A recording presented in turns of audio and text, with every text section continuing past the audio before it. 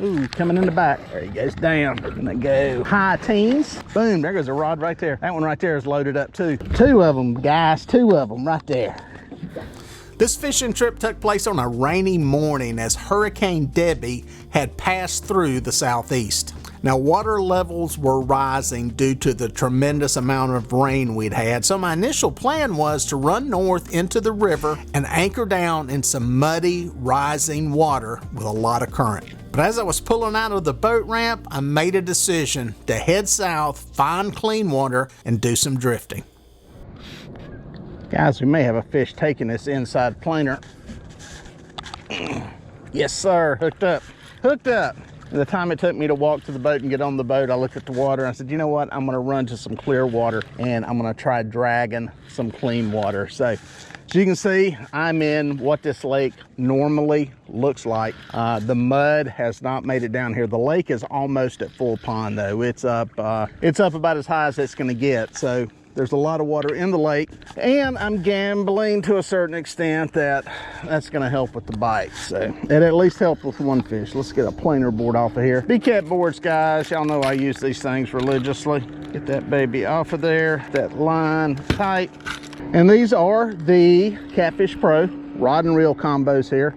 Got their spinning tackle, some 20-pound Andy monofilament. It's the monster, just like the high vis, but this is only 20-pound line. I'll put you a link to these rods and reels down in the description. You can check them out if you're interested in them. A very affordable alternative to get into some of the bigger catfish gear that is out there. It's a decent fish. I am liking him. Get my boat, little boat control here, guys. Little boat control. Straight up in that boat. There he is. Is he boga grippable or nettable? I better net him. He's a little bit bigger than I thought he was. Nah, he's about what I thought. A teener-sized fish, boom, in the net. Skunks out of the boat, guys. Good fish, well into the teens. Heck yes, we'll take that all day long. Oh, there's the bait. Good bait. We'll reuse that bait. Get him up here where we can get a look at him. Heck yeah, good looking fish. Teener-sized blue cat. Ain't got no mud on him. There he is. See if we can get a few more of these. Let's get this one back alive. Once I made this decision to do some trolling for catfish, I was looking for some clean water and some deeper water. Recently on some trips, I had been out there. There was a thermocline in place, but it was a live thermocline. In other words, there were fish down below the colder water that was on the bottom. So I was giving this a shot in this area to see if there were fish still there. As I'm looking at what's going on, we may be doubled up. There may be a fish on this inside planer here. I'm gonna let this back one run out, but I know there's a fish on this one. We made a little turn to get over toward that deeper water I was talking about, and we're on the edge of it now. I'm not seeing a lot of thermocline on here, but I'm marking some fish. That's a good thing. And I'm also marking a bunch of debris out here on top. I just got snagged on something. Thought I had a fish walking off with it, but it was just a piece of debris. Taking our time, getting them in. These are in case you're wondering, these Catfish Pro rods, these are a medium heavy. I wish they made a medium. I'm hoping they start making one. I like the design and the build of them. I just would like a little lighter action. Catfish Pro, if you're listening, get us a medium. All y'all watching, send them an email, tell them to make a medium. Poor Mike's gonna get a bunch of phone calls from me. Telling me to quit telling people to call it, but no, I like the rod. Use the promo code CATFISH, C-A-T-F-I-S-H, if you end up using the link in the description to get one of these rods or reels. It'll save you some money. So, can I get him in? Is he hooked good enough? Yeah, there we go. Simmer, simmer, simmer, simmer, simmer. Not quite a teener, a blue cat. And that's what we're looking for. That's what we're looking for. Didn't quite make the teen count, but happy to have the fish. Heck yeah. Good fishing, good blue. Back alive. Doink. Now, an interesting thing on this trip was I was using all perch. Since I was planning to go out and anchor up and try to hit some big fish in that rising swift water, I was using cut bait and brought nothing but cut bait. The fish that I had on board were alive, so they were as fresh as you could get. Normally I mix it up. You know me, this time of the year in the summertime, usually I've got some chicken because the fish are a lot of times feeding on mussels, and when they're on these mussel beds, chicken seems to work good. But this trip, it was nothing but perch, and it was working.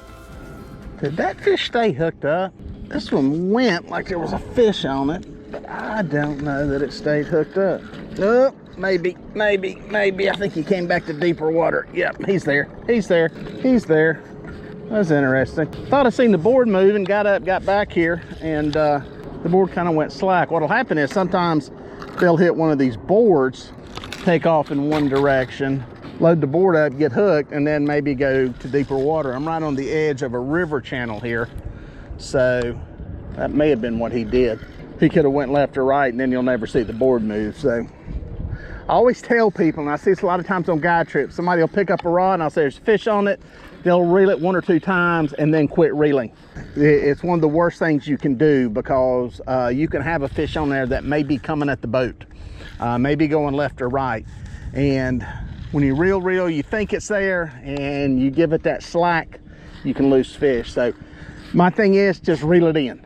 Reel it in like there's a fish on it. We're gonna check the bait anyway. So keep on reeling once you think you've got one on there. Get this baby up here. Come on, girl. Oh, another nice fish. Nice fish. Up. Is he liftable? Oh, that one's not hooked good. I better net it just so I can prove to you guys that I caught it. Yeah, he's not hooked super good. He's in the net now. He is in the net now, baby. Show you one of the things I like on these reels. It's got a bait feeder. Watch this. Flip that. I can take some line off of it. It's not the drag. You do that and the drag's locked back in. You are not a big one, but we are happy to get you. Good looking little blue cat there. Nice fish. Heck yeah. Nice one. Good fish. Back alive.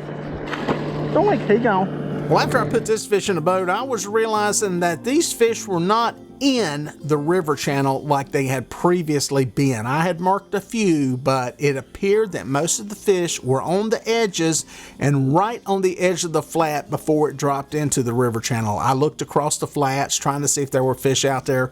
Was not marking a lot. For whatever reason, the fish had pulled out of the deeper water where the thermocline had pretty much been broken up by the water that was being moved through this lake system, and they were on those edges. So it was kind of a straddle job of going down through there, keeping the boat in position where you had some lines falling into deeper water on the edge and up on the flat. Believe we got one on the pink rod straight out the back. Yep, he is there. Man, that was a subtle bite. That one was kind of, at first I thought it was just hanging on the bottom, and then it kind of loaded up, but it never really slammed over the bait. Some of y'all are probably wondering, 20-pound line, and you're not scared you're gonna lose fish? Go back and watch my video, illegal fish. Look for the thumbnail, illegal fish. We hooked what's probably a 200-pound sea turtle on 30-pound Andy. In current, Winyah Bay.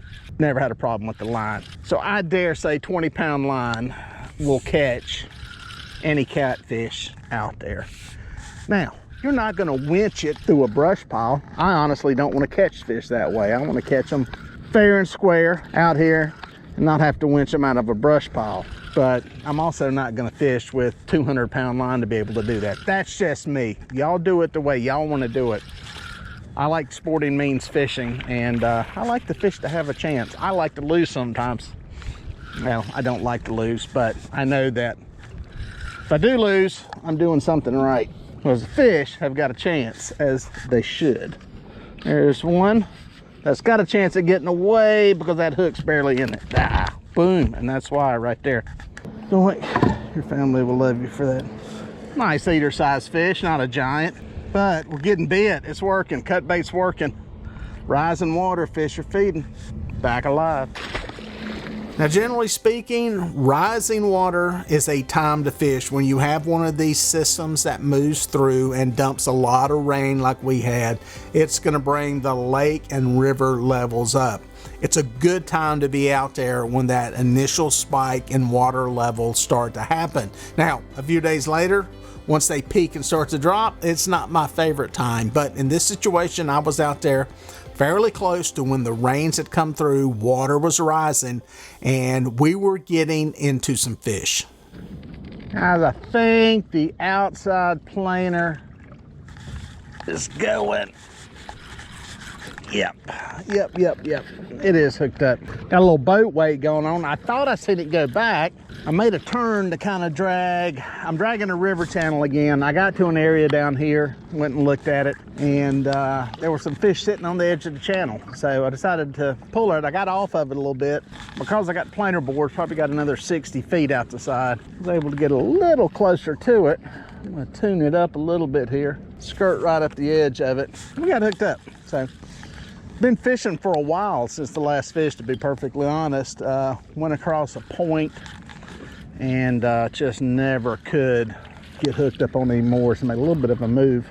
Still in some clean water. Came to a little debris field. I got a feeling that washed out of one of the creeks, but no real muddy water. And worse than that, I've got a fly that is biting me on the leg, and that's really annoying. But anyway, I feel him pulling. I think he's going to be a nettable fish. So that's good. Again, still all cut bait. Fresh white perch caught out of this lake. Oh, it feels better.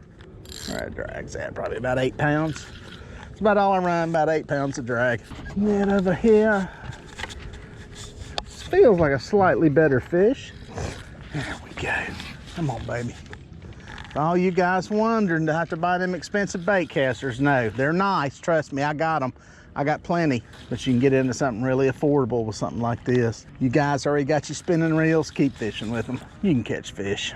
But there's advantages and disadvantages to all of them. You just have to get what works for you. It's a good fish. It's a good fish. Come here, baby. Come on, baby. Up. Oops. I pulled the net out from him. He had just turned right when he got up to the net. Come here, baby. There we go. In the net that time. His head got turned away and I pulled the net out. I didn't want to try doing a tail first. I'll show you what I did earlier. This is the bait feeder right there on the back. It'll allow you to feed some line off. There you go. It's a good fish. It's a good fish. Looks like a big male.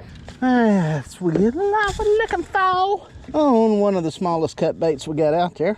Little post-hurricane catfish. Nice big blue cat. Drifting them up out here in less than ideal conditions. Well, not much less. It's good fishing. Good fishing. Back alive. Let's go back to the one bait thing for a second. I believe that sometimes using one bait, especially when you are drifting, trolling, and dragging for fish, is a good way to go. I know people like to have different baits out there, try different stuff, see what they're feeding on, but I do believe that dragging one bait creates one massive scent trail through the water, and you don't have fish coming into it picking up the scent of some perch only to swim up on a bait that's a shad or a piece of chicken or a bluegill or whatever.